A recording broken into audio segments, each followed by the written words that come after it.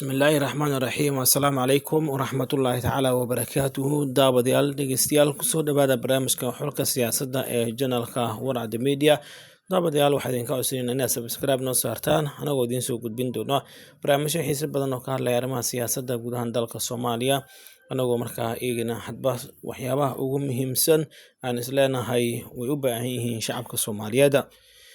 waxaan maanta barnaamijka ku soo qaadan doonaa haddii Allah uu dilo uu raali ka noqdo xaaladda siyaasadeed ee waddanka gaar ahaan waxaa ka socda xarunta golaha shacabka Jamhuuriyadda Federaalka Soomaaliya kulankii loo balansanaa ama ay u balansiin xildhibaanada labada aqal ee baarlamaanka Soomaaliya la doonayo in lagu ansixiyo cutubyo ka tirsan dastuurka ku-meel gaarka ee Jamhuuriyadda Federaalka Soomaaliya kaasoo hadda markaas u muuqdo mid uu hareeyay buuq aad u xooggan guddoonka golaha shacabka ayaa xalay soo saaray go'aan lagu mamnuucayo 19 mudane oo ka tirsan xildhibaanada labada aqal ee baarlamaanka Soomaaliya oo ay ka mid yihiin xildhibaan Cabdirashiid Xidig oo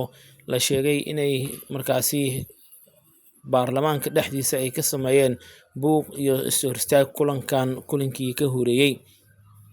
xildhibaano ka tirsan baarlamaanka Soomaaliya oo markaasi horkacayo xildhibaan Cabdiraxmaan Abshakuur oo ka mid ah siyaasiyiinta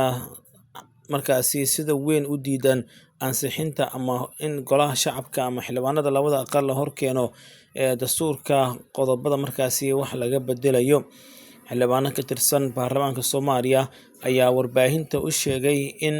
is-hortaag xooggan markaasi ay kaga hortagi doonaan in guddoonka golaha shacabka Jamhuuriyadda Federaalka Soomaaliya uu maanta meel mariyo kulamada markaasi lagu balansan yahay wararka ka imaanaya xarunta golaha shacabka waxa ay sheegayaan in ciidamo ka tirsan booliska Soomaaliya ay halkaasi dowladda federaalka Soomaaliya gaar ahaan guddoonka golaha shacabka uu geeyay si ay markaasi xildhibaanada doonaya inay ka hortagaan ansixinta wax ka beddelka cutubyo ka tirsan dastuurka ku-meel gaarka Jamhuuriyadda Federaalka Soomaaliya kaasoo ciidamadaasi ay kaga hortagayaan xildhibaanada qaarkood oo ku sugan xarunta golaha shacabka oo warbaahinta la hadlay ayaa waxa ay sheegeen in handadaad kala duwan ay kala kulmayaan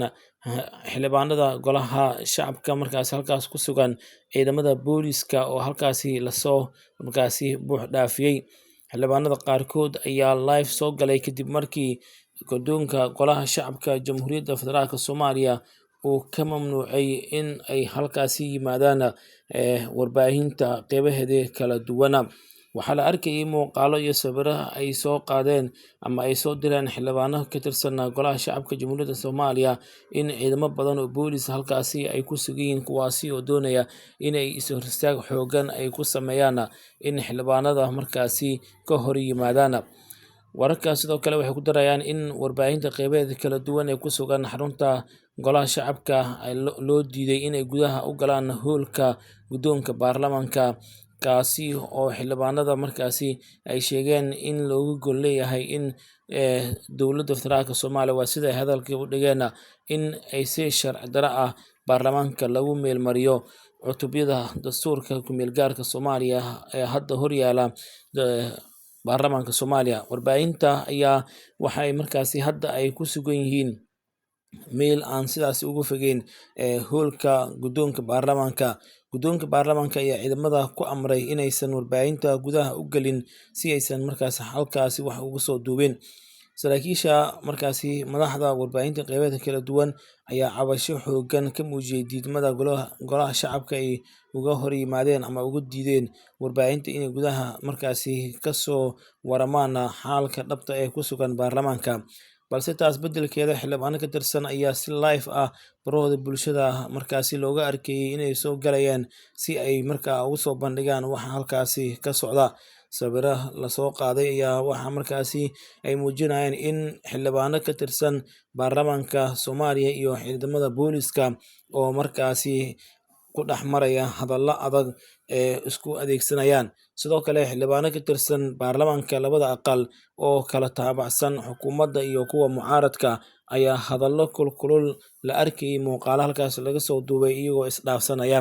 taasi oo ka dhigan in maanta ay adag tahay qabsoomidda iyo ansixinta qodobada dastuurka ee horyaala baarlamaanka Soomaaliya guddoonka golaha shacabka ugu horeeya guddoomiyaha golaha shacabka jamhuuriyadda Soomaaliya Sheekh Aadan Maxamed Nuur Sheekh Aadan Madoobe oo aan maanta markaasi soo xaadiri doonin xarunta golaha shacabka maadaama uu yahay kusimaha madaxweynaha jamhuuriyadda Soomaaliya maadaama madaxweynihii jamhuuriyadda Soomaaliya uu safar dalka Qatar uga maqan yahay. Saas darteed waxaa lagu wadaa in kulanka uu shir guddoomiyaha ku-xigeenka labaad ee golaha shacabka xildhibaan Abshirow oo xalay soo saaray warqad uu kaga mamnuucayay guddoonka golaha shacabka xaruntaasi golaha baarlamaanka inay yimaadaan 19 mudane oo ka tirsan baarlamaanka. Horeyna 12 mudane ay guddoonka golaha shacabka uga mamnuuceen. Ilaa iyo 35 mudane ayaa laga joojiyay kulamada baarlamaanka soo socda ee labada aqal ee Soomaaliya si aysan markaasi uga soo xaadirin. Sidoo kale muuqaalo iyo sawirro laga soo qaaday ayaa waxay muujinayaan in xildhibaanada qaarkood jagaboontiyada gala xarunta Villa Hargeysa lagu gooyay baabuurta booliska ee ciidamada Soomaaliya kuwaasi oo sheegay inaan loo ogoleyn inay gudaha u galaan. Waxaana arrintan lagu tilmaamay inay tahay mid khatar gelin karta amniga iyo xasilloonida gudaha dalka Soomaaliya. Xildhibaanada qaarkood oo la hadlay warbaahinta ayaa waxay sheegeen in ay maanta wax walba ay ku qaadato ay kaga hortagi doonaan xukuumadda inay markaa ay ansixiso ama ay meelmariso cutubada lagu muransan yahay dastuurka ku-meel gaarka jamhuuriyadda Soomaaliya. Siyaasiyiinta Soomaaliya gaar ahaan golaha mustaqbalka Soomaaliyeed ayaa si aad u xooggan u diidan meelmarinta iyo ansixinta cutubada ka tirsan dastuurka ku-meel gaarka Soomaaliya iyagoo u arka mid markaasi xukuumadda gadaal ka riixayso oo ay dano gaar ah ka leedahay. Labada madaxweyne ee dowlad goboleed ee Jubbaland iyo Puntland ayaa iyagana ka mid ah siyaasiyiinta sida weyn u diidan meelmarinta iyo ansixinta dastuurka ku-meel gaarka Jamhuuriyadda Federaalka Soomaaliya. Xaaladda hadda ay ku jirto Soomaaliya ayaa u muuqata mid sii murjin karta haddii ay sii socdaan kulamada iyo markaasi handadaadada hawada isku marinayaan islamarkaana xildhibaanada qaarkood lagaga mamnuucayo inay aadaan xarunta golaha shacabka si ay waajibaadka dastuuriga u soo gutaan. Ciidamo badan oo boolis ayaa lagu dhex arkayay xarunta golaha shacabka Jamhuuriyadda Federaalka Soomaaliya iyo xildhibaano qaarkood oo hadallo kulul warbaahinta halkaasi markaasi u soo bandhigeen oo muujinaysa inay hadallo kulul isdhaafsanayaan.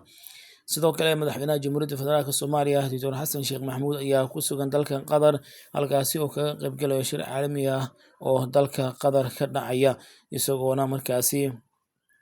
marka uu dalka dib ugu soo laabta markaasi lagu wado in ay guddoonka golaha shacabka kala hadlaan xaaladda sidii loo dejin lahaa. Haddaba wixii wararkan kusoo kordha wararkeena dambe hadduu Ilaahay waddo leh raali ka noqdo ayaad kaga bogan doontaan insha Allah.